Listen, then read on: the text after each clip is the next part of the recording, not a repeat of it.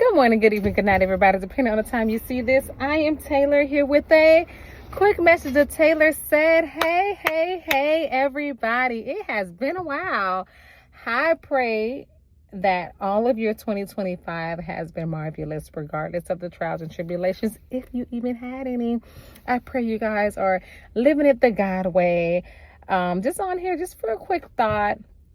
As we are in July, and oh my God, y'all, we are in the half of the year. It's done. It's finished, y'all. I don't know what just happened.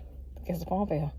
But it is finished, you guys, and we are here. And a lot of times, as I sit in, my wonderful car chronicles, and then you think and you pray and you think, well, I'm thinking, praying to always tell God, thank you for traveling mercies when I stop at any part, because he didn't have to protect me on the road. He didn't have to make sure I got to where I had to get to safe and sound. So while I was thanking him, we scroll through a little TikTok, and then you always hear the verse, God will rebuild you in front of your enemies, or God is preparing a table for you in front of your enemies. What happened if that never happens? If that is something you are waiting on, if you are waiting for that aha moment, if you are waiting for that, I told you I was going to be able to, or if you are just doing stuff in the mindset of, I'm going to show them. God said he's going to prepare a table in front of my enemies for me. God is going to show my haters that I could do it. And that's what you're living for. You lost. You have already lost, because you are hoarding an offense. You are hoarding in unforgiveness. You are walking in the lukewarmness of, I'm praising God so he can show off to my haters, my enemies, the people that did me wrong, how great I'm doing. And compared to you just saying, I forgive. I love them regardless. I gave them to God. It is on the altar, and I am doing what I have to do to glorify the Lord, and not to be sitting at the table with my enemies to show them that I am the head and not the tail. So it's funny how, again, these are my own opinions, how us as Christ believers or religion folks, or those who believe in Jesus, or those who know how to quote the Bible, because we all know just because you quote the Bible don't mean you Christian. Just because you quote the Bible does not mean you're living righteous. I know a lot of people on the pulpit. They shouldn't be on the pulpit. So for whatever you call yourself, if that is what we are doing, if we are doing things in the sense of, I want them to see me. If we are doing things in the sense of, okay, God, you said revenge is yours and you're going to show them that I'm doing this, then you lost. Because what happens if that never happens? If you don't even know if they're watching you, you don't even know if you're still on their mind. You don't even know if they even care for you like that for real. If you're anything like me, we don't care. Oh, that's so funny. Look at my shirt. I don't care. I would never see anyone in the sight of, oh my God, they were not supposed to do good. Regardless of who or what happened to me, I was raised, and then my relationship with Christ, as you still pray for the person to do good. I don't want anybody failing. I don't want anybody not to flourish. I don't want anybody to be sitting around and waiting so I can show them that I'm the it. Because your character, the person you are, they already know that. If you're that person, they know that already.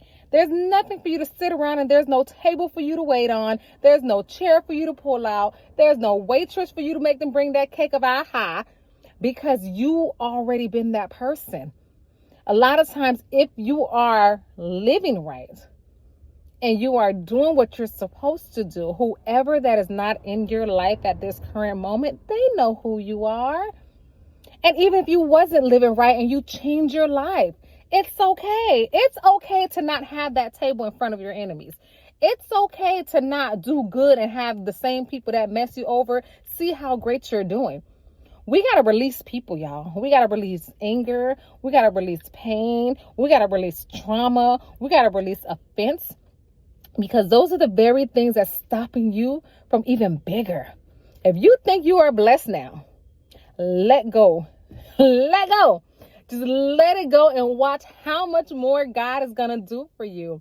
How much more that he has in stores, but you're not in the right mindset still. You're still only doing it so people can show, so you can show people how great you are. You're still only doing it because you're holding on to that hurt so them people can watch you do good and see how great your life is. And if that's what you are waiting on, sir, ma'am, you lost. You lost. Even if we know they're watching us and that is on your forefront, that they see me doing good. They see how well I am. They see me losing weight, or they see me so happy. You lost, because you're really not. If you're doing something to please others, because that's what it is, it's people pleasing. No matter how you look at it, it's people pleasing, because you're doing it for them and not for the glory of God. You're not looking good because you just know that's the health thing that needs to be done, and God made you that way, and that's what God told you to do so you can be the light of the earth. You are looking good because you want someone to see you and say, oh, she or he is not hurt. Oh, they're not doing X, Y, Z. So that's what you're doing it for. You're not doing it for because that's what should be done. So I just came on. It was just a thought in my mind. And I was like, I hear this so much, you guys. And I'm like, okay, what if the person that you think is a hater never see you do well? What if you run across them on a bad hair day, on a no cut, no shave November or something like that? What are you going to do then? Are you going to live in misery because they seen you on a day that you wasn't at your par? Are you going to not trust in the Lord because he did not prepare that table for them to see you? What are you going to do if they never see it? We got to learn to live for the Lord. Live for the Lord. And when you're living for the Lord, you're going to live for yourself, because he is not going to do anything that's going to be against you. He is not going to give you anything that's going to harm you, hurt you, and put you back in that state of mind of, okay, y'all haters did this to me, so I'm going to go ahead and do better so I can show you. Do better for you. Do better for your God.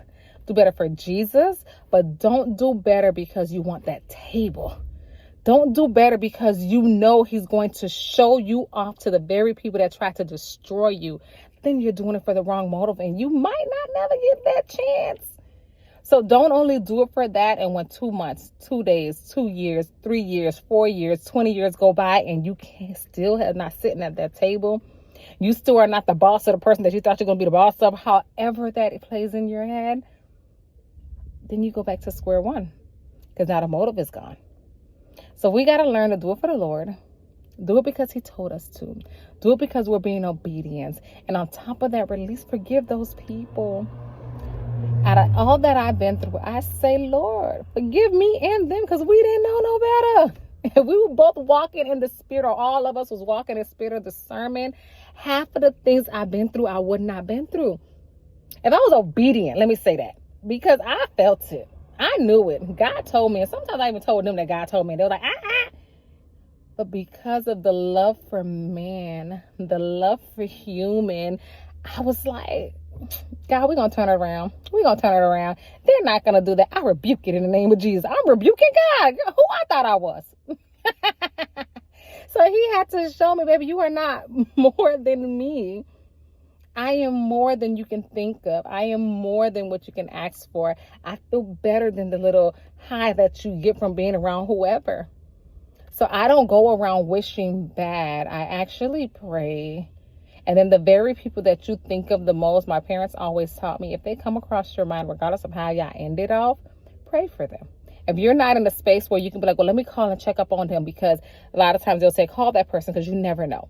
So if you're not in that space to where you can call them, pray for them, because God got them. Regardless of how you feel, they are walking with Christ like you. If they believe in Jesus like you, through their mess up, God is still going to bless them. Through them betraying you, God is still going to bless them. Through them being nasty to you, God is still going to bless them. So stop living your life as if you're the only person that God is going to bless. Stop living your life as if, oh, you just so great that they should not have done that to you. Because people can repent, and you're not there to know if they did it or not. So let's not sit and wait on this table to show off, to flaunt, to show people that you're just that person. Let's not wait for that table, y'all. Because sometimes the table's broke, it's gone. It may never have been there. Because you don't know. You're not living for God. You're not doing this for Christ. You're doing this so they can see you. So you don't even know if God is going to give you that table. You just may say, live your life, and thank God he pulled you out of that fire. Untouched, unburnt, no degree burns on you. Maybe that's all he wanted you to see, that I got you and I love you and I'm not going to let anything happen to you. Not that I'm going to take you out of here because they betrayed you so much and I'm going to show them how great you're doing. More so it's you and him. I did it because you were disobedient. I did it because you wasn't listening to me. So I pulled you out of there safe and sound with your sound mind because I love you. So let's not wait on that table, y'all. If it comes, it comes. If it don't, it don't. But what you got to do, let us let go. Let God put it on the altar. Give it to him for real. Not just because you want to be able to show people that you're the ish. Not just because you want to tell them that you always got it with or without them. But because Lord saved you. He renewed you. He restored you. And he delivered you from your own mess. And from their mess. And from his mess. And from her mess. He's here. They said when you make your bed in hell, God is still there. So let's just do it for that. Do it for the glory of the Lord, or don't do it at all. Because some people don't care. And even if they do care, oh, well. Even if you know they're watching you, oh, well. So if that table do come and you gloat too much, that's between you and God, baby. Not between you and them. So let's release folks, release hurt, release trauma. It's hard to say because I know trauma comes in all forms, but let it go. Let it go. Let God do what he got to do. Remember, I love you, and so does God.